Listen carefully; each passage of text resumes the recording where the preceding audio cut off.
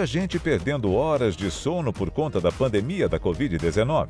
É durante o sono que o cérebro faz uma verdadeira faxina, eliminando as toxinas produzidas em um dia de atividades. Mas o que acontece quando essa faxina cerebral não é bem feita? Quanto tempo o cérebro precisa para fazer essa limpeza completa? E ainda, qual a relação desse processo do cérebro com doenças como Alzheimer? Sono, a faxina do cérebro. Nada como uma noite bem dormida para recuperar o corpo e renovar as energias. Na verdade, o sono não pode ser evitado. É um estado de consciência em que as atividades motoras voluntárias e de percepção sensorial ficam suspensas por um período. Não somos os únicos dorminhocos da natureza. Os mamíferos, as aves e alguns vertebrados também dormem, muitos até de dia. Primeiro, a ideia é entender de onde surgiu o sono, né? Todos os animais dormem, né? Desde uma bactéria até ou um ser humano, né? Então, existe bastante discussão sobre isso, mas o mais interessante talvez seja discutir o sono dos animais, né? E aí também existe bastante variação, mas algo em comum, todos os animais dormem. Então, falando mais agora especificamente dos mamíferos, que é onde a gente se encontra, existe uma variação, primeiro, da quantidade de horas dormidas, segundo, do período de sono em que a gente dorme. Então, por exemplo, existem mamíferos, por exemplo, o morcego que tende a dormir mais de dia e tem uma atividade noturna, e a maior parte dos mamíferos acabam ciclando com a luz do dia, então acabam dormindo mais à noite e tendo uma vida mais ativa durante o dia. E uma diferença interessante também é em relação a como que o sono se procede. Então, por exemplo, nós temos a tendência de dormir com o nosso cérebro inteiro, digamos assim. Os dois hemisférios cerebrais nossos acabam se desligando simultaneamente. Um exemplo diferente disso, muito interessante, são os golfinhos, por exemplo. Então, os golfinhos têm estudos que mostram que eles tendem a dormir um hemisfério por vez, de forma que, a princípio, quem olha externamente parece que ele está acordado o tempo inteiro, porque ele consegue ter uma atividade cognitiva funcionante, mas em um dado momento ele está dormindo o hemisfério direito, um dado momento ele está dormindo o hemisfério esquerdo, então fica basicamente oscilando isso. O sono é responsável pelo nosso descanso cerebral. O cérebro tem duas fases grandes, uma fase em que o corpo está relaxado e o cérebro está trabalhando, e uma fase em que o cérebro está relaxado e o corpo está se mexendo. Então, basicamente, poderíamos dividir de uma forma simplista em duas fases. Bom, mas ele tem várias funções. Arquivamento de dados, a nossa memória, né? Ele tem a função de produção de uma série de hormônios que dependem do sono e do relógio biológico que comanda esse sono, né? E nós sofremos muito com a falta desse sono. Então, por que a gente dorme é uma pergunta difícil de responder, inclusive para a maioria dos cientistas. Mas a gente sabe o que acontece durante o sono. E por isso nós valorizamos o sono em função destas atividades que ocorrem no cérebro e no corpo. Além de relaxante, o sono é um processo vital para o bom funcionamento do nosso organismo. Os prejuízos causados por noites mal dormidas podem afetar a memória, o aprendizado, o crescimento e até provocar doenças, muitas delas graves. O sono, eu diria que ele é fundamental para a homeostase do nosso organismo, né?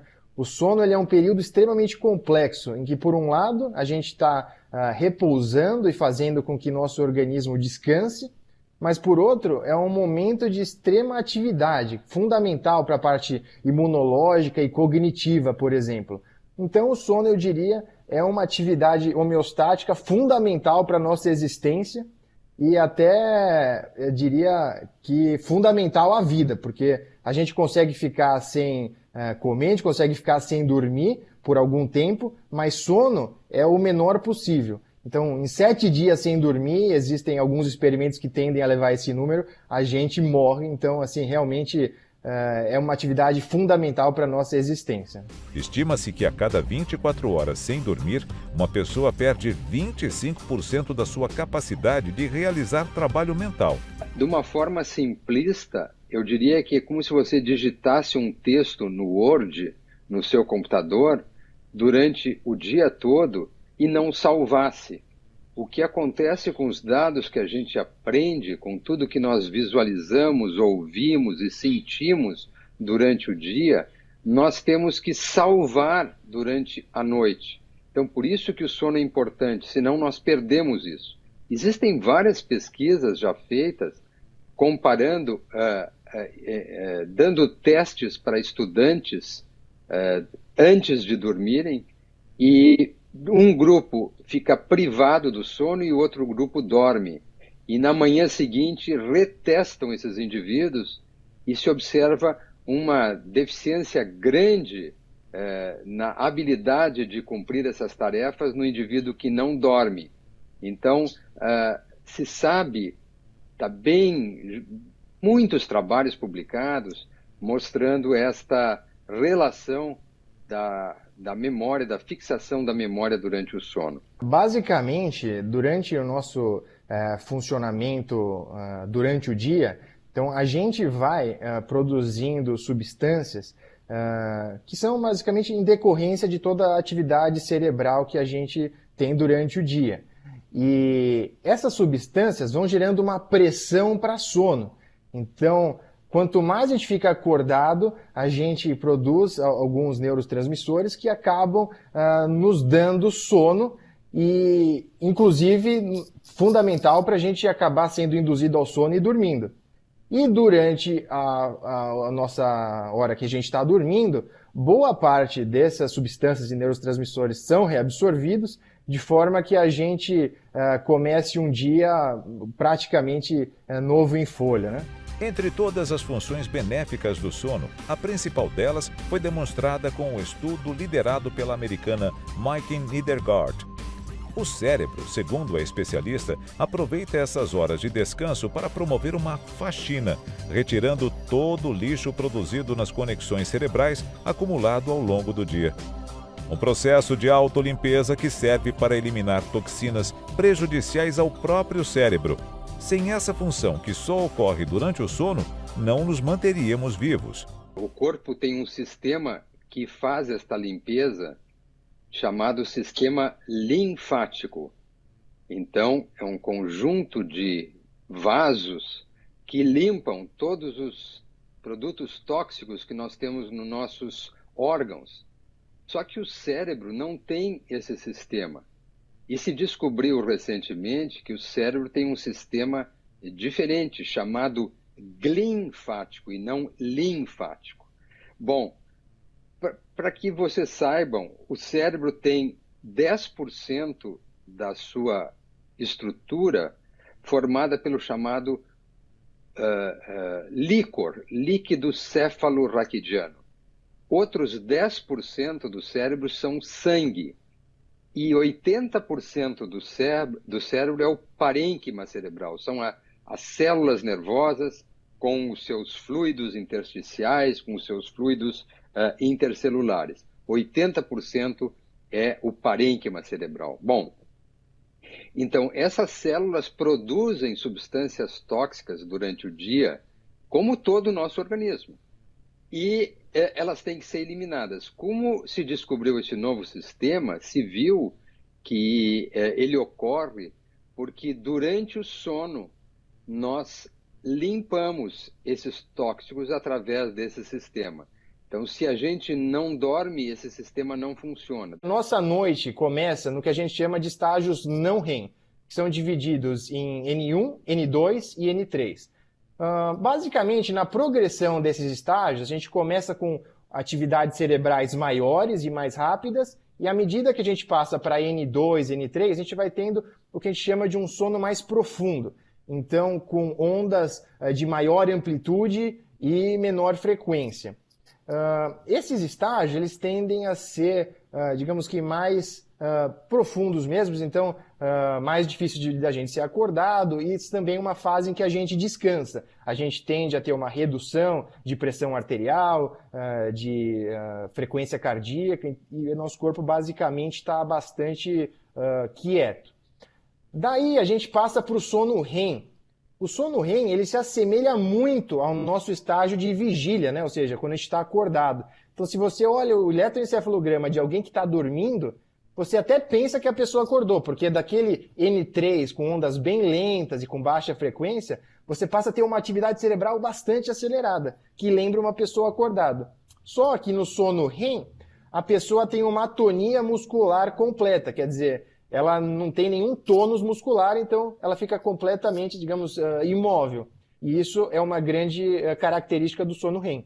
Outra característica importante, que inclusive é o nome REM, né? Rapid Eye Movement, então do inglês são movimentos olhos, movimento rápido dos olhos, porque no estágio do sono REM, nossos olhos costumam se movimentar.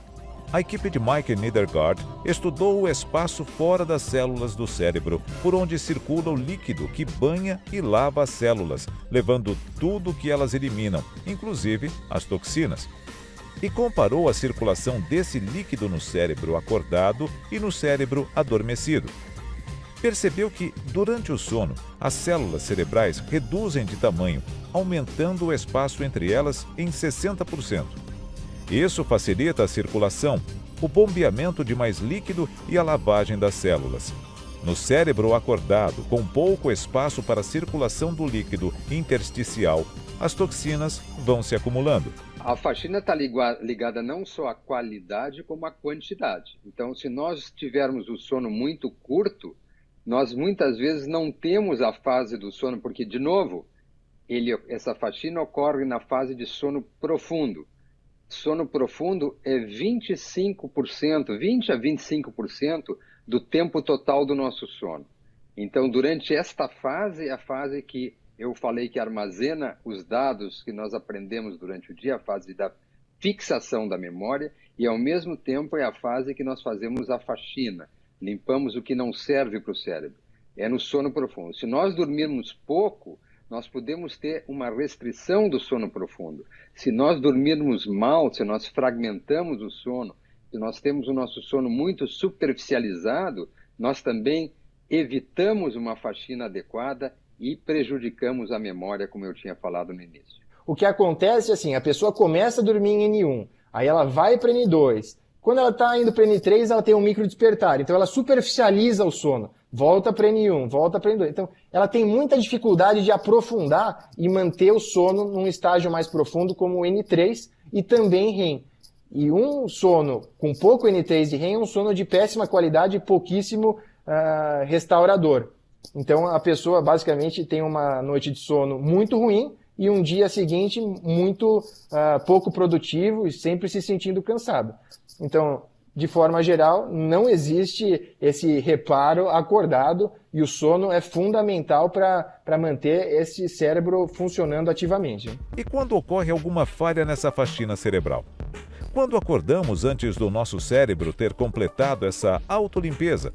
Um estudo de pesquisadores da Universidade de Wisconsin-Madison, nos Estados Unidos, descobriu que essa faxina acontece de qualquer maneira. Se não acontecer durante o sono por algum problema, será feita com o cérebro acordado mesmo. Mas isso pode trazer problemas. Com o cérebro em plena atividade, a limpeza fica caótica e confusa, e pode acabar levando células saudáveis por engano. Nós sabemos que durante o dia, durante a vigília, há um aumento da produção de produtos tóxicos, como, por exemplo, a beta-amiloide, proteína beta-amiloide. E durante o dia há uma redução da função desse sistema. Então, a eliminação dessas proteínas é diminuída durante a vigília. Durante o sono, ao contrário, há uma diminuição da produção, mas há um aumento da eliminação. Então, essa é a função do sistema linfático, uma espécie de gangorra relacionada ao sono e à vigília, em que ela elimina as substâncias tóxicas, evitando a agregação, evitando a formação de placas, evitando a intoxicação do cérebro. E quanto tempo de sono o cérebro precisa para realizar a faxina completa? O tempo de sono varia muito entre os mamíferos. Geralmente, quanto maior o animal, mais horas ele fica acordado. Um elefante, por exemplo, passa 21 horas por dia acordado. Já um morcego faz o contrário, dorme por até 20 horas. O que poderia explicar essa diferença tão grande? A resposta veio com a pesquisa da neurocientista brasileira Susana Herculano Rosel. Ela demonstrou que a quantidade de sono é proporcional à concentração de neurônios no cérebro. Um cérebro com alta concentração de neurônios produz mais detritos. Por isso, precisa de uma faxina mais caprichada, com mais tempo de sono. No minúsculo cérebro dos morcegos, a concentração de células nervosas é alta, exigindo uma limpeza mais pesada. Em compensação, no cérebro do elefante, que pesa menos de 5 quilos, a densidade de neurônios é baixa. Em poucas horas, a faxina está completa. O padrão de sono do homem varia de indivíduo para indivíduo e com a idade. Enquanto um recém-nascido dorme de 16 a 18 horas por dia, os idosos tendem a dormir bem menos do que as 8 horas consideradas regulamentares. A explicação é a mesma. A concentração dos neurônios no nosso cérebro vai diminuindo com o passar dos anos, por isso, dormimos cada vez menos. O tempo de sono é variável segundo a nossa evolução, segundo a nossa faixa etária, né? Recém-nascidos dormem 20 horas, 18 horas, né?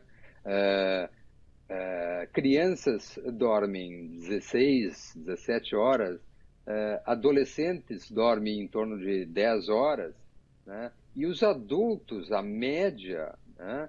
A maioria dos adultos tem, em média, deveriam dormir entre 7,5 e 8,5 horas.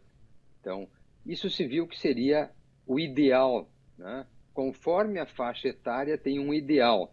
Quantos dos nossos adolescentes dormem 9 a 10 horas?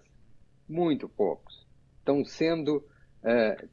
sofrendo sem saber, estão tendo um prejuízo importante cognitivo. Eu disse que o sono é importante para a memória, eu falei que o sono produz hormônio de crescimento. Então, um adolescente que dorme 6, 7 horas, por quê? Porque fica nos eletrônicos até tarde, afasta o seu sono e tem que acordar cedo para ir para a escola.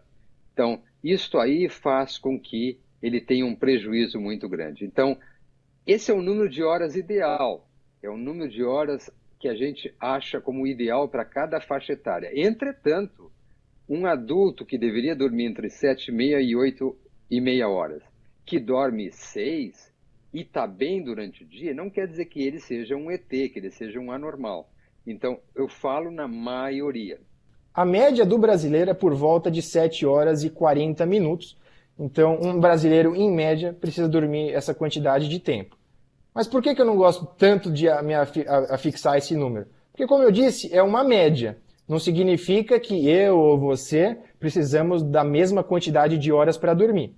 Então, a gente tem, por exemplo, os curto dormidores, que conseguem com 4, 5 horas de sono acordarem super bem dispostos e serem plenamente funcionais. E temos também os longos dormidores, que se dormirem essa quantidade de horas, é basicamente como se não tivesse dormido e acorda destruído no dia seguinte. E essas pessoas vão precisar de 9, 10 horas para se sentirem bem consigo mesmo. Então, é importante que cada um de nós conheça a nossa necessidade fisiológica, né? Existem questionários para tentar ajudar nessa detecção de quantas horas é importante, mas uma boa maneira é, por exemplo, no período de férias, que você tem alguns dias à vontade para dormir o quanto você quiser. E aí, nessa condição, ver quantas horas você se sente bem, e aí você tem um bom parâmetro de quantas horas você precisa. Tem algumas pessoas que são muito matutinas, então são pessoas que acordam 4 da manhã e assim, 9 da noite no máximo, precisam estar na cama para dormir. Enquanto você tem outras pessoas que são vespertinas, né, e que assim, tem muita dificuldade para acordar cedo, precisam acordar 10, 11 horas da manhã para se sentir bem, mas também conseguem ser muito produtivas adentrando a madrugada, né? E também tem a grande maior parte da população que está no meio termo e consegue se adequar para as duas coisas, né? Então, esse é outro fator muito importante. A descoberta da faxina cerebral também abre novos caminhos para estudar a relação que existe entre distúrbios do sono e distúrbios cerebrais, que podem estar diretamente associados ao desenvolvimento de demências, incluindo a doença de Alzheimer. Durante o dia, há um acúmulo de substâncias tóxicas. Uma, por exemplo, que é muito conhecida, são as chamadas proteínas beta-amiloides. Beta-amiloide é a proteína responsável pela doença de Alzheimer, por exemplo. São as placas amiloides que tem na doença de Alzheimer. Então, o acúmulo dessas proteínas no organismo faz com que o indivíduo possa desenvolver uma doença degenerativa como a doença de Alzheimer. Então, o cérebro precisa limpar isso. Então, esse sistema, ele durante o dia, ele produz muita substância tóxica aliás, ele produz muita substância tóxica, mas ele tem uma capacidade de limpar muito grande. Durante o sono, as substâncias tóxicas, então, aumentam o sistema linfático aumenta para eliminar essas substâncias. Então, se nós não eliminamos, se nós não dormimos, nós temos um acúmulo de substâncias tóxicas e hoje existem vários trabalhos mostrando a relação entre insônia e doença neurodegenerativa. Então, a preocupação com a limpeza. O cérebro tem que fazer essa faxina. O cérebro tem um papel importante na faxina para evitar, por exemplo, doenças neurodegenerativas. A pandemia da Covid-19 é um fator que tem atrapalhado o sono de muita gente. As alterações durante o período de descanso ficaram cada vez mais comuns depois que o coronavírus passou a fazer parte do nosso mundo. Mas o que acontece? Por que as pessoas pioraram o sono nessa pandemia? Em primeiro lugar, porque para a gente dormir bem, nós precisamos regularidade. Eu falei que nós temos um relógio biológico que comanda os nossos órgãos. Então, nós temos que ter um ritmo regular de sono e de vigília. Durante essa pandemia, como as pessoas não iam trabalhar, as pessoas ficavam até tarde na televisão ou no computador, né, e desregularam o seu ritmo. Por outro lado, para regular o ritmo, nós precisamos de sol. O sol durante o dia é um fator ciclador muito importante. E as pessoas estavam sem apanhar sol. Então, isto foi outro fator importante. Uma das grandes causas de insônia são as doenças psiquiátricas, principalmente ansiedade e depressão. Então, o que se viu nessa pandemia? As pessoas estavam angustiadas. Primeiro, angustiadas com a situação que elas desconheciam, de algo que elas não sabiam o que ia acontecer. A angústia de poder ter uma doença, de um familiar ter a própria doença. A outra angústia era em relação ao seu trabalho, ou muitos já deprimidos em função da perda do trabalho, do fechamento do seu comércio, do fechamento da sua empresa.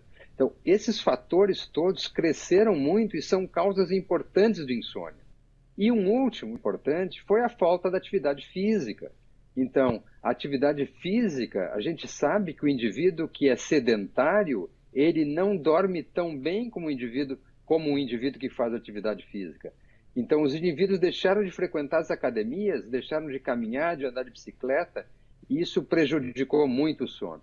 Então, esses são os fatores principais. Se eu quiser acrescentar mais alguns, eu diria que aumentou muito o consumo de álcool. O álcool à noite, ele é prejudicial ao sono quando em quantidade. Não me refiro a um cálice de vinho, me refiro a meia garrafa, uma garrafa, ou destilados. Então, apesar do álcool poder induzir o sono, ele fragmenta o sono, ele torna o sono de má qualidade. Então, esses são os fatores que a gente identificou claramente como causadores de maior queixa de insônia na população geral nesse período de pandemia. Depois de um dia cheio de atividades importantes e ainda intercaladas pelas preocupações da pandemia, a gente também precisa se lembrar da última tarefa a ser cumprida: descansar. e ter uma boa noite de sono para que nosso cérebro possa faxinar as toxinas acumuladas nas últimas horas e acordar revigorado para um novo dia.